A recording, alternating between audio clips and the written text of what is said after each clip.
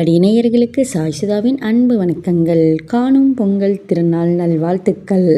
நல்லபடியாக கொண்டாடினீங்களா? பொங்கல், மாட்டு பொங்கல், காணும் பொங்கல் எல்லாமே இன்று உறவினர்களை கண்டு அவங்க கூட சந்தோஷமாக நாளை செலவழிக்கின்ற நாள் இது.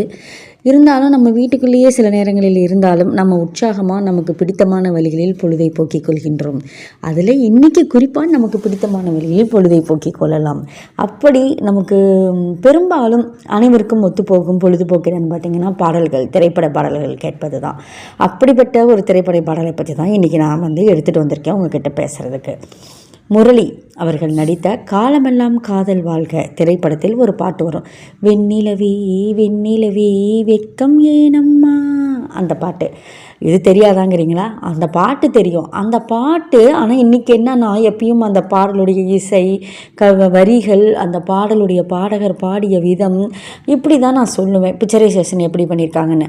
ஆனால் இதில் இந்த பாட்டை பற்றி நான் எதுவுமே சொல்லலை. அந்த காட்சி அமைப்பு இருக்குது பார்த்தீங்களா, அதை பற்றி தான் பேச வந்திருக்கேன். அது அந்த படத்தின்படி, அந்த கதையின்படி ஒரு திருமண முதல் நாள் பெண் அழைப்புன்னு சொல்லுவாங்க இல்லையா, பெண் அழைப்பு, மாப்பிள்ளை அழைப்பு அப்படி சொல்லுவாங்க இல்லையா, அந்த மாதிரி ஒரு அழைப்பு. அதில் அந்த காரில் மாப்பிள்ளை பெண்ணு போயிட்டுருப்பாங்க, மியூசிக் பாட்டு பாடுறவங்க வந்துட்டுருப்பாங்க, அவங்க ஒரு காரில் வருவாங்க, ஊர்வலமாக எல்லோரும் கூட வருவாங்க.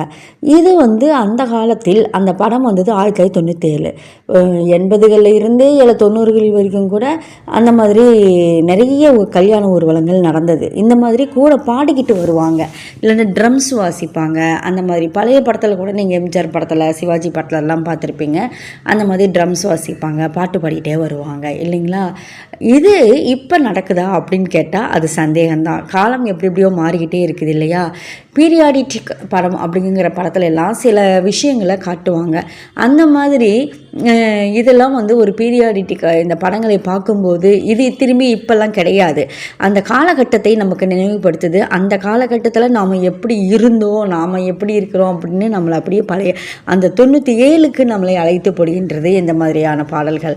ஆனால் இந்த மாதிரியான பாடலை அவன் இப்படி தான் அமைக்கணும் அப்படின்னு காட்சி அமைத்த அந்த நடன இயக்குனர், அந்த திரைப்பட இயக்குனர் கூட நினச்சி பார்த்துருக்க மாட்டாங்க. இதுக்கு போகிற காலகட்டத்தில் இந்த மாதிரி ஒரு சுச்சுவேஷனே வராது, நம்மளுடைய பாட்டு நிலைச்சு நிற்கும் ஒரு உதாரணமாக அப்படின்ட்டு இல்லைங்களா. நீங்கள் இதை நினச்சி பார்த்துருக்கீங்களா? இந்த பாட்டு வரிகள், பாடலை தாண்டி இந்த காட்சி அமைப்பை பற்றி நீங்கள் நினைத்து பார்த்துருக்கீங்களா அப்படிங்கிறத கமெண்ட் பாக்ஸில் சொல்லுங்கள். உங்களுடைய கமெண்ட்ஸுக்காக காத்து கொண்டிருக்கும் உங்கள் சாய்சுதா. நன்றி, வணக்கம்.